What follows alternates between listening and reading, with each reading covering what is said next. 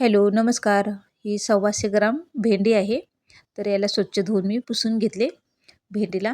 तर आता याला मी कट करणार आहे. तर कट कसं करणार आहे ते दाखवणार आहे. तर आता भेंडी अशी गोल नाही चिरून घ्यायची. तर याचे भेंडीचे असे 4 भाग करायचे, उभ्या आकाराचे. या पद्धतीने आता भेंडीचे असे 4 भाग करायचे. तर भेंडी अशी मोठी नाही, एकदम अशी छोटी छोटी भेंडी आहे. जास्त अशी लांबीला नाही, एकदम असं छोटी कवळी भेंडी आहे. तर याच पद्धतीने आता मी पूर्ण भेंडीचे असे 4 भाग करून घेते, बघू शकताय. तर आता पूर्ण भेंडीचे असे काप झालेले आहेत. एका बाउलमध्ये घेते. एका बाउलमध्ये 125 ग्राम भेंडी आहे.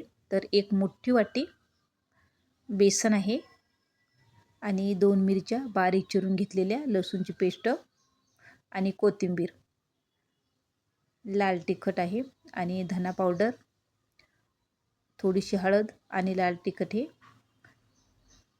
आणि ओवा आहे. ओवा असं हातावर चोळून घालायचं आहे.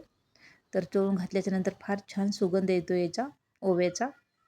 आणि नंतर याच्यामध्ये चवीनुसार मीठ आणि मिक्स करून घेऊया. लागेल तसं थोडं थोडं पाणी घालून एकदम असं घटसर करून घ्यायचं आहे. जेवढं पाणी लागेल तेवढंच थोडं थोडं पाणी घालून आता हे मिक्स करून घेतले.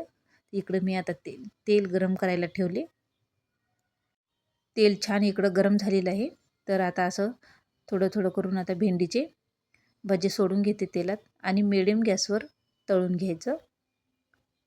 गॅस फुल करायचं नाही, कारण लगेच असं करपल्या जातात आत, कुरकुरीत भजे होत नाहीत. तर मिडियम गॅसवर असं पूर्ण असं तळून घ्यायचं आहे. बघू शकताय कसले भारी झाले ते, आणि कुरकुरीत पण आलं याला, खूपच कुरकुरीत झालेत.